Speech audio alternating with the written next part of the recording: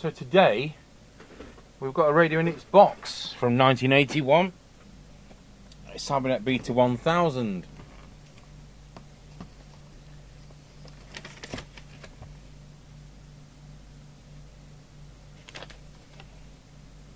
So it's come with the instruction book, and it might be sensible for me to scan because I photocopied the original instruction book, and then I scanned my photocopier, my photocopy. So it might be better resolution if I do it fresh.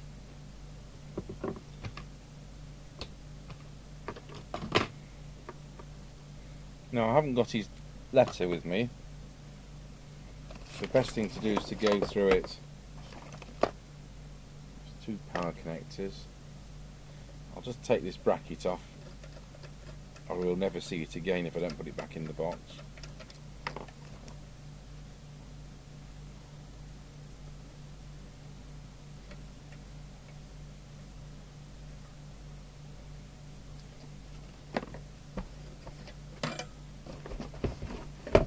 So it's come with the mic. I'll do the mic later, and you will use our standard mic to do the repairs with. So this is box number 4. For those of you with repairs in, this is box number 4. I'm not likely to finish it today. It's already gone 7 o'clock in the evening. I've had an awful lot on today. I haven't even touched the organ yet, and that's supposed to get 4 hours of my attention each day.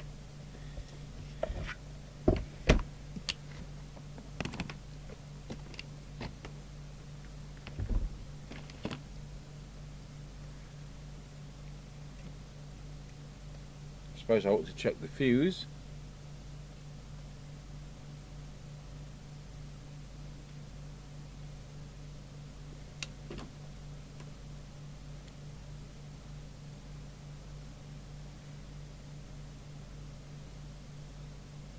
That's 2 amps, that's fine.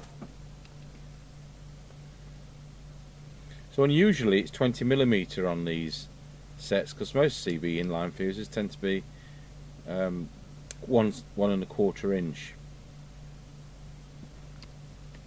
So before opening it up, we'll see how it works and write down those results. If it works at all, that is. So I'll switch the power supply on. 12.8 volts, 350 milliamp current limit. And the radio's come on. We're drawing 190 milliamps. So now I'll change the power supply setting to 13.8 volts at 1.6 amps. And with our standard Cybernet wired microphone, plug that in,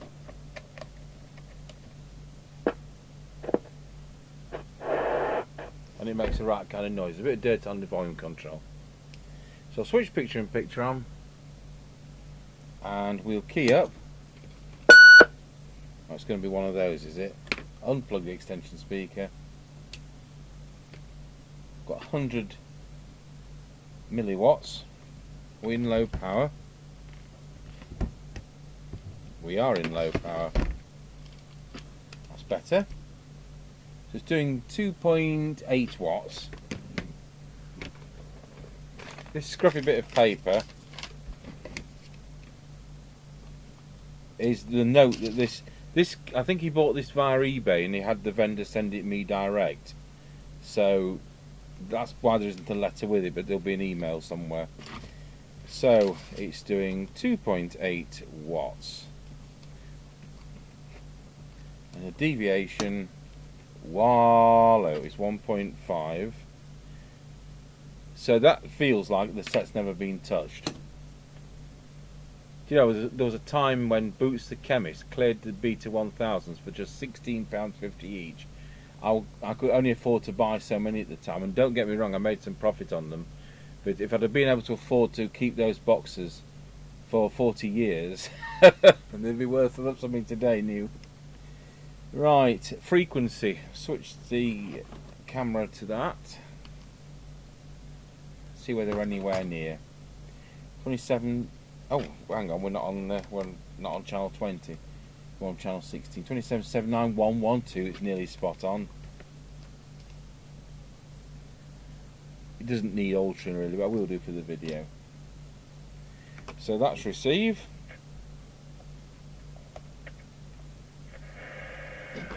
Now we'll plug the extension speaker back in other words the test gear, and we'll select 2779125 on the signal generator.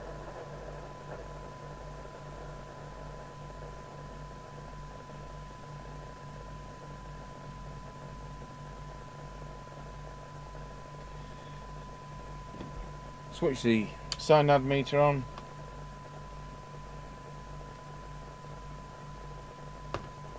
And let's see what we've got for 12 decibels. I'll turn the volume up a bit so that it's tracking it properly. Well, it's very good, that. So it is, let's go over to the attenuator so you know I'm not lying.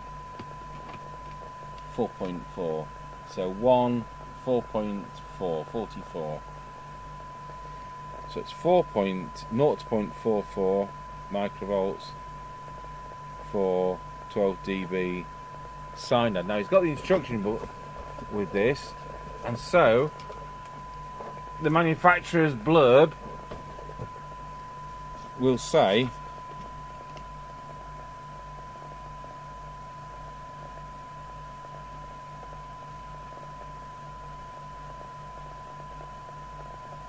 sensitivity better than 1 microvolt for 20 dB. So we'll go up to the, we won't go to that meter, we'll go to that one. We'll get 20 dB on here. Just about there for 1 microvolt. I'm just going to change scales. I'd say it was 1.4 microvolts for 20 dB.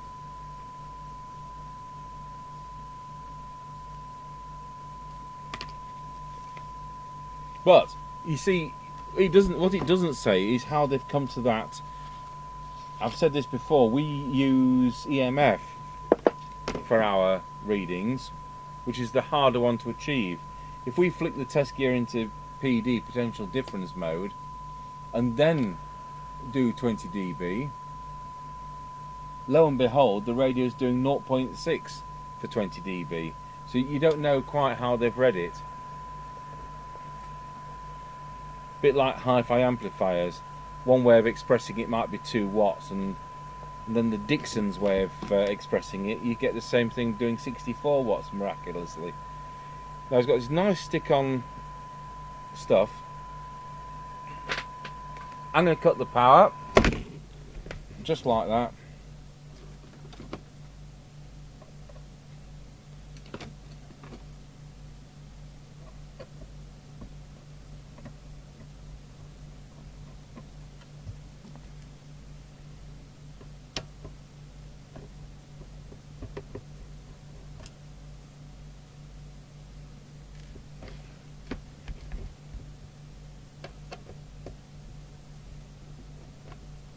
Pretty good, isn't it, for 40 years old, this?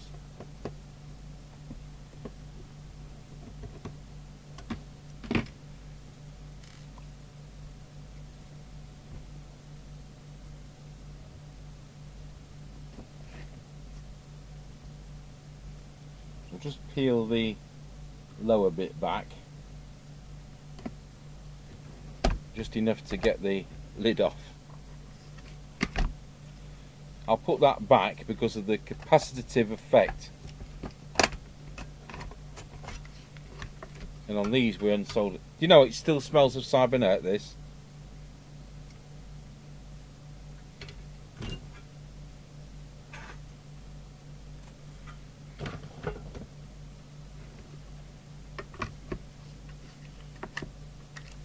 What I'm going to temporarily do is put one screw back in, so that the lid doesn't waltz across the bottom of the printed circuit board.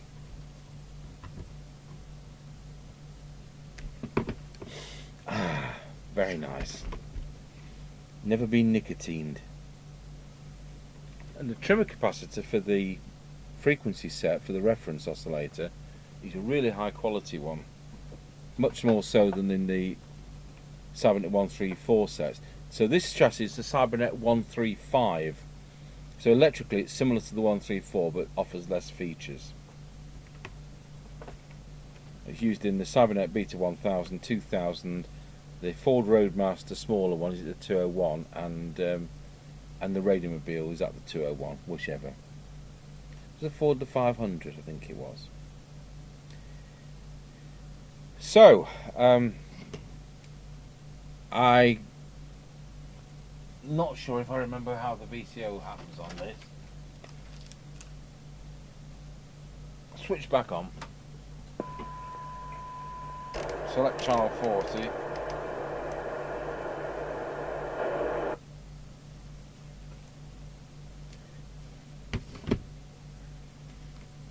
If I recall,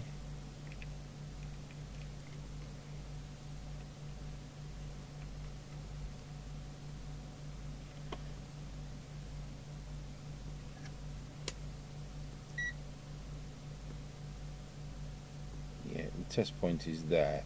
So on receive, it's going to be 4 volts. Let me get the Cybernet 134 globe. It's exactly the same setup, and it's exactly the same part numbers.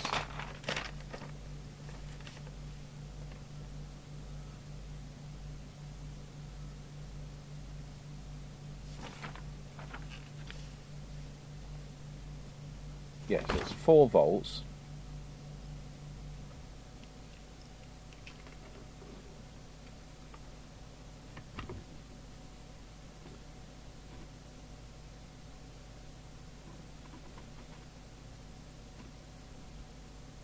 The coil is going to be this one.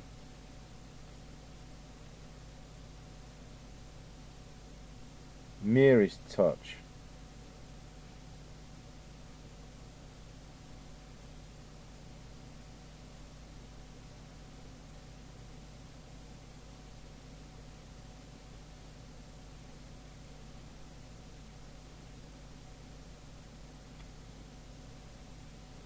There we go, I'll do me. So going to transmit, and we should have 4 volts. Oh, good grief, we've got this. Really frustrating when radios do that.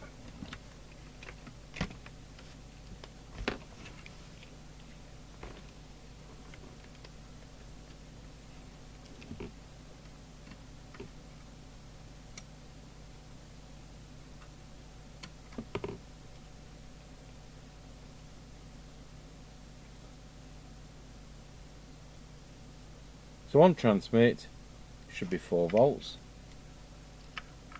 There's the trimmer capacitor there.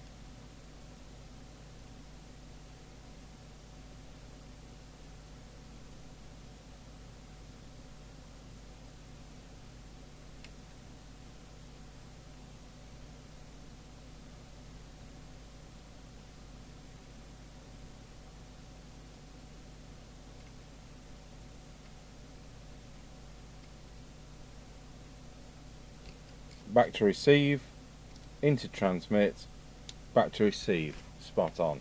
Check it on channel 1, and it's going to be around the 1.8 to 2.5, so that's receive and that's transmit.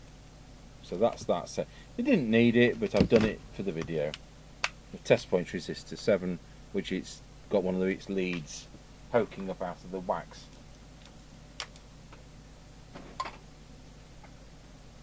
Remembering to go to channel 20 so we can tune up the transmitter.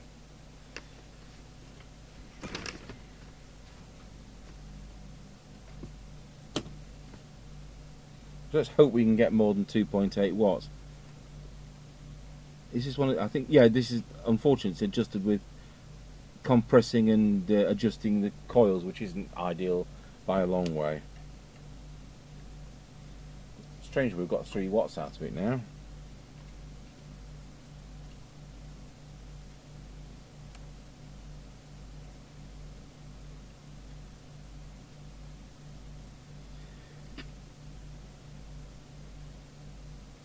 without getting the service manual out, I can't remember whether that's transmit or receive. So I'm just going to go, well, I'm not going to go into receive because it'll give me feedback. We'll give it a twiddle.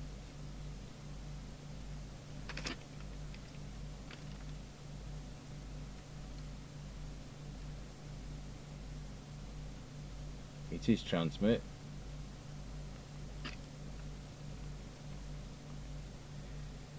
Now, with a ceramic tool, I'm going to have to fiddle with these. So I do not like doing this.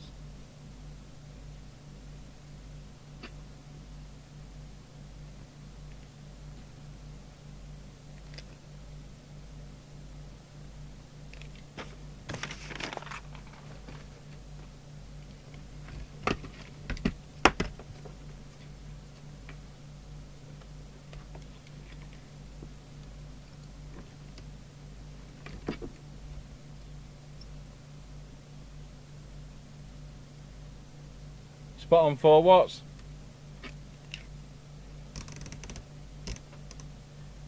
On channel 1, 4.01 watt. Channel 40, 3.95 watts. It's pretty well balanced. So it was compressing that one slightly and fiddling with that one slightly.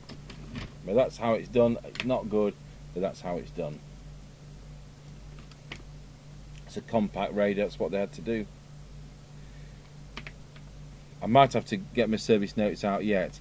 Low power will be the preset at the back. So I said it was doing 100 milliwatts. Let's go over to.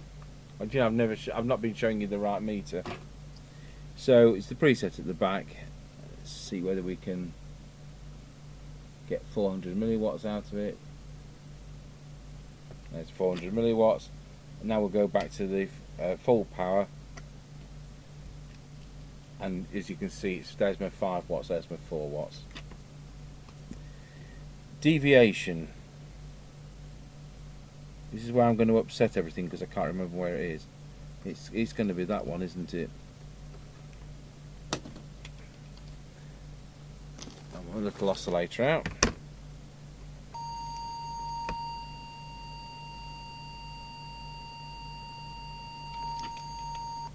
Wow, that's too much.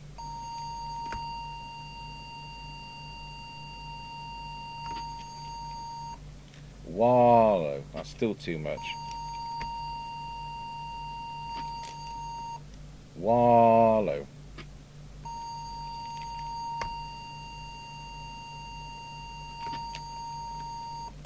Wallow, that's it. 2.2 to 2.5 maximum. So done that. 2.2 to 2.5. Frequency, so close it doesn't really need doing, but we will do.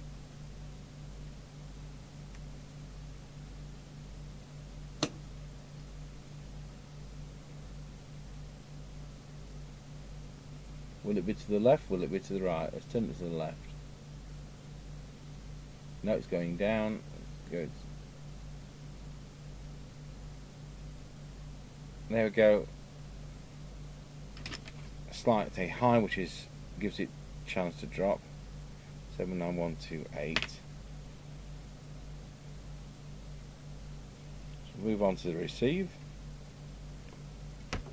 I have to plug the instruments back in.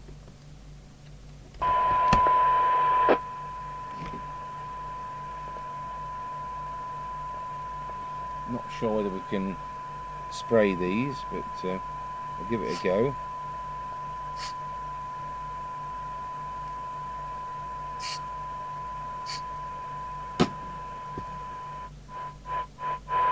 Yeah, it's got in, fine.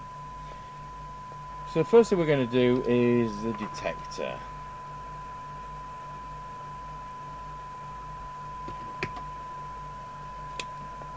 So with S9 on the signal generator,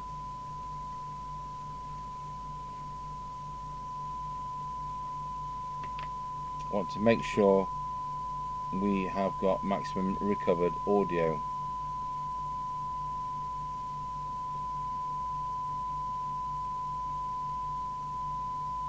minutely out.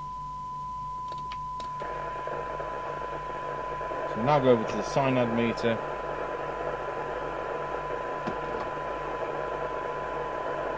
Get about 4 dBs on there so we're not saturating it, and go through the front end.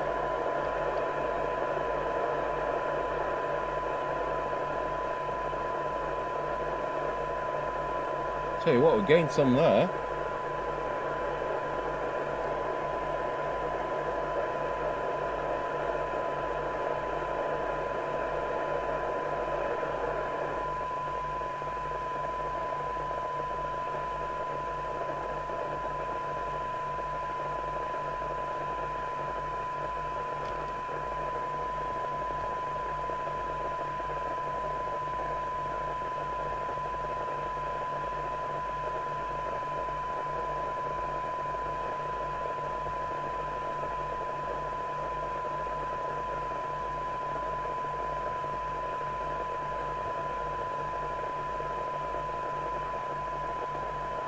There we go.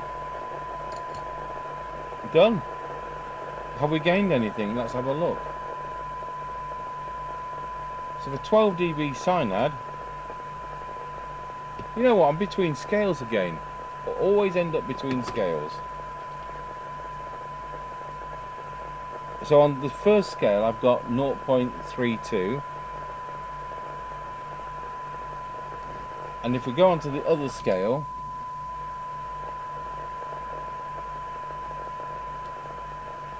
I've got 0.32, so that's what it is. So have we improved the 20? You know what, we have. There's 20, and it's 0.95 microvolts. Between 9 and 10 there. And then on the cyanide meter, we've got the 20 there. So it now exceeds the specification, which is great.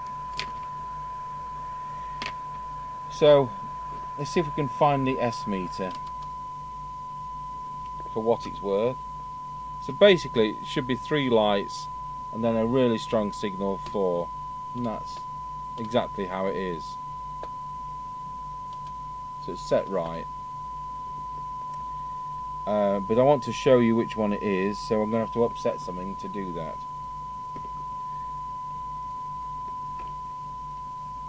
So it wasn't the front one, it's that one. So it's the second one down from the front. So that's not quite returned it to where it should be. There we go. So if I go up, it's gone up. If I go down, it goes down. So that's that done.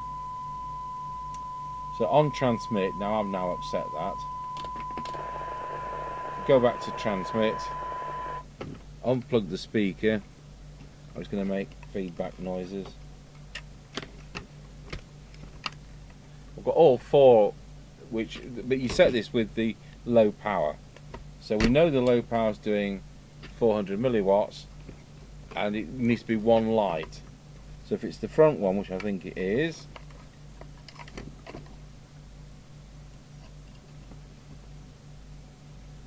I can't get it to go any lower than that, so that's it. So if we go back to high power, we should be lighting them all, which we are, so that's great. Finally, the squelch. So we'll go back to plugging the extension speaker back in. I'm going to set squelch to full. It's concentric, so it's a frustrating thing to adjust, but not as frustrating as modern sets with it in a menu. And we should have the squelch coming in at an S9 equivalent of 100 microvolts. So let's have a see. 1, 3, 10, 30, 100 it comes in, it's spot on. If it wasn't spot on, we'd adjust that preset until it was. We don't need to adjust that. So we're now going to park the signal generator at 0.3 of a microvolt, turn the squelch down, and set threshold.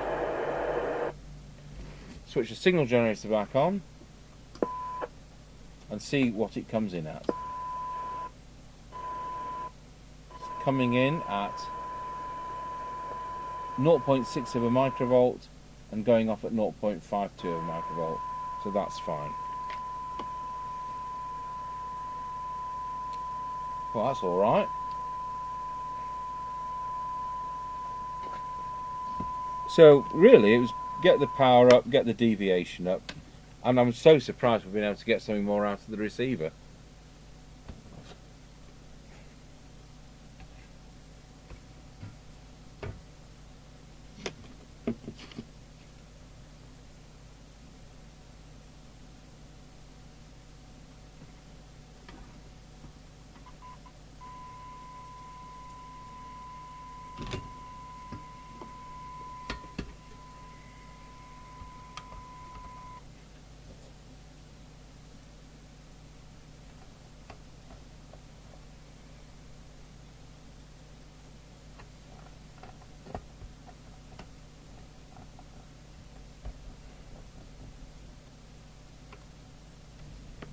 Right, we'll put it on the aerial.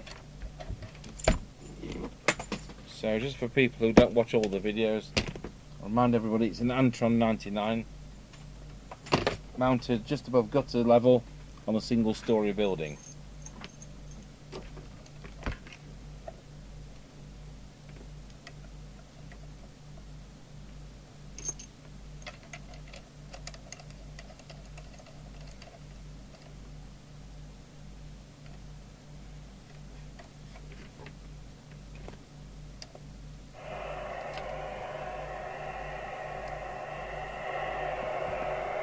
One on a Roger.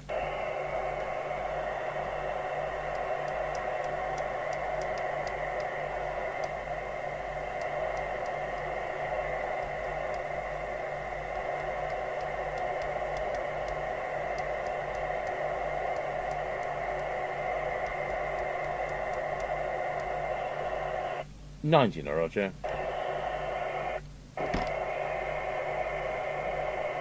I love living in the middle of nowhere. Right, now we're all done. So, Cybernet 1000 in a box. Blokes bought it off eBay. Well, I'll tell you what we'll just do before we call it a day. We'll just check whether that mic works. So I'll just try to change channels to channel 20.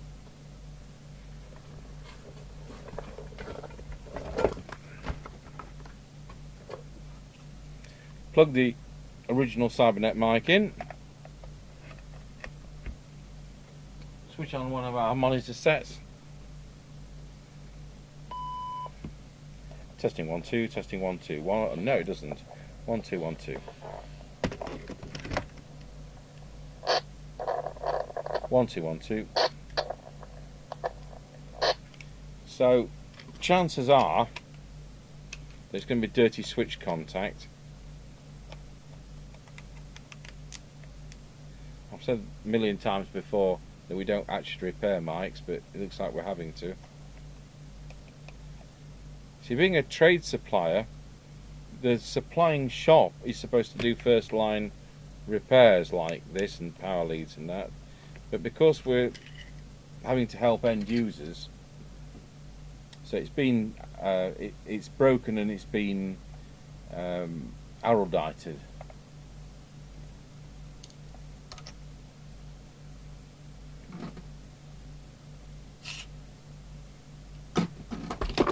Drops that on the floor. 1 2 1 2 1. Testing 1 2. Testing 1 2. Testing 1 2. Testing 1 2. Wallow. Testing 1 2. So it is the switch.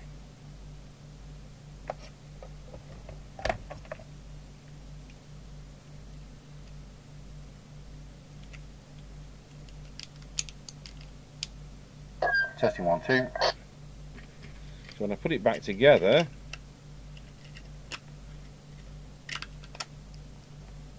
testing 1 2.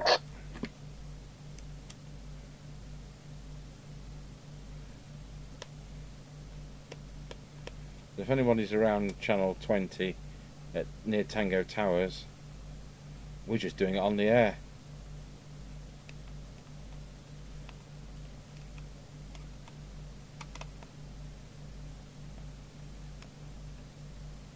Testing 1, 2. And we'll do our test with the original mic. So thank you for watching Cybernet Beta 1000 from 1981. Still with its box and destruction book.